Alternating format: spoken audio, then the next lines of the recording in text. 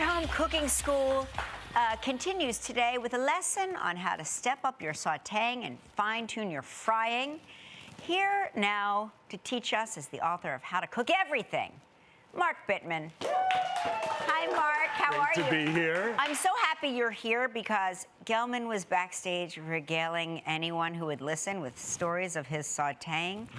But I want to hear from you, an actual expert. How do we start with chicken, which is a family favorite? Well, let's get started. Okay. And what we should do is we're going to mix oil and butter in this pan, which is already hot. Yeah, I like a pan fry. You like a pan, saute. okay. I like a pan fry, pan saute moment. Like I prefer the pan. I mean, so it's good that you said that because all saute means is pan frying. Right. And literally saute is French for jump, to jump. And what we want to do is have the oil and butter hot enough so that when the chicken or whatever you saute goes in, it surprises it. It like jumps a little bit. Yeah.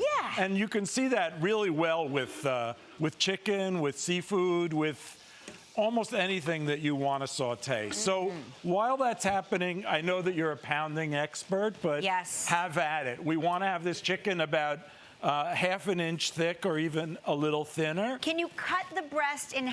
Can you slice can do the that. breast and then you can do that. Flatten it out? You can do that, or you can do this, or what I like to do, that's a great tool too. And what I like to do is use my fist. And you can really get out the rage, you know what I mean? Yeah, it's definitely therapeutic. Fist pound. Why not? Oh my gosh. Why not? So when you have that, that's good. That's good. Okay, let's move on. We have some flour here. Yes. We have pimenton, smoked paprika. We're going to dump that into there. Okay. Dump the paprika into I've the never flour. heard anybody say paprika. Okay. No, I mean, I haven't. I've been I'm wrong, I'm mispronouncing it. sure. Paprika. A little salt also. You could use chili powder, curry powder, whatever. Mix that up a bit. Dredge the chicken breast in there. And by this time, our oil and butter are hot. Mm-hmm. And we just use our hands? Yeah, we're using our hands. Woohoo! I mean, it's not like we're touching other people. A nice thin layer. A nice thin layer. And into the hot oil it goes, or the hot fat it goes. The hot and fat. We would have liked that to be a little bit hotter. Yeah, but me that's too. I the like to hear idea. the sizzle. Yeah, you know. well, we were rushing. We sure were. But that will cook for a couple minutes on that side. So what, like 2 minutes on one side? Yeah. Wait until you see the little brown on the edge? Yeah. And then flip it? I mean, we want it to look like that.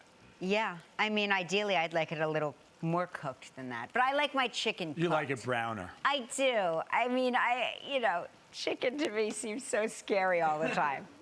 Honestly, like chicken scares me. Well, don't be scared. I won't be scared. Coming up, Mark is going to do some deep frying with Ryan. We're back with Mark Bittman, author of How to Cook Everything. Now we're going to make some tempura, the key to frying. We've got our batter. What's in the batter? The batter is egg yolks, ice water, flour, salt. That's it. All right. It can be lumpy. The water has to be super, super cold. Okay. So ice water. Dip that in there. When the oil's hot enough, we want the oil around 350. All right. When the oil's hot enough, anything you put in there will sink and then rise to the surface. Okay. If it sinks and stays down, too cold. If it doesn't go down at all, too hot. You can lower that basket too, Ryan. So we could do anything we want in here. We can do pieces of vegetables. We can do shrimp. We can do chicken. We can do almost anything. The idea is... How do I know when it's done? It's done when it's beautifully browned. Okay.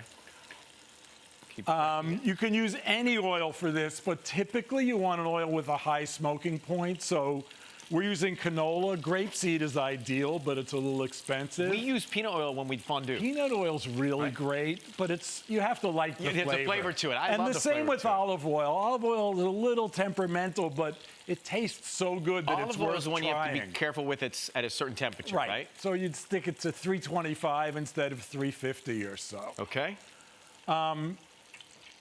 Really, yeah, these are light right now. We want them to look like Golden brown and crunchy, but the aroma is really is what making you're my looking stomach for. growl right and there. And the whole key to this is that you want to cut the pieces thin enough so that when they're brown on the outside, they're cooked through. If they're too thick, that won't happen. So. All right. And by the way, Kelly, your chicken is now jumping here. It's ready. This one looks pretty good too, actually. For more on Mark's tips, how to cook everything, get the book. And coming up next, we'll meet the Seaback family right